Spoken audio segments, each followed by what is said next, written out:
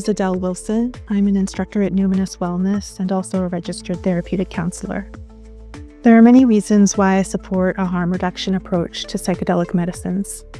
Although the majority of people who use psychedelics experience positive outcomes, there are risks, especially for individuals who might be unprepared or have underlying physical or mental health issues. Some psychedelics, especially in high doses or in vulnerable individuals, can trigger distressing psychological experiences. A harm reduction approach can mitigate these risks by providing preparation support, for example, including screening for co-occurring health conditions that could be aggravated by psychedelic experiences, and through integration support such as counseling to help individuals process and make meaning of their experiences. One context I'd like to highlight in which a harm reduction approach to psychedelics is especially important is that of psychological trauma. Psychedelics such as psilocybin, MDMA, and ayahuasca have shown significant therapeutic potential in trauma treatment.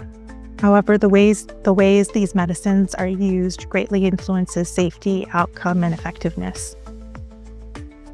People who have experienced psychological trauma, for example, childhood abuse, may have difficulty regulating emotions or may struggle with nervous system dysregulation. And since psychedelic experiences can sometimes trigger past memories and amplify difficult emotions, a harm reduction approach in the context of trauma recovery is focused on enhancing therapeutic potential by mitigating the risk of re-traumatization in particular.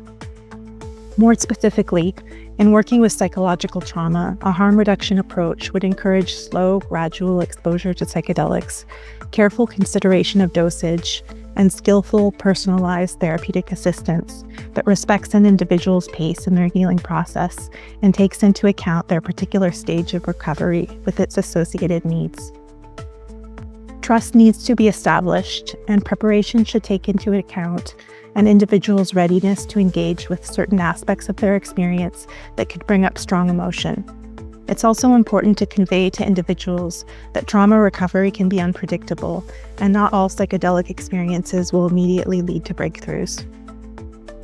In terms of integration support, such as counseling, a harm reduction approach provides individuals with a supportive context to process their psychedelic experiences and minimize any overwhelming emotion.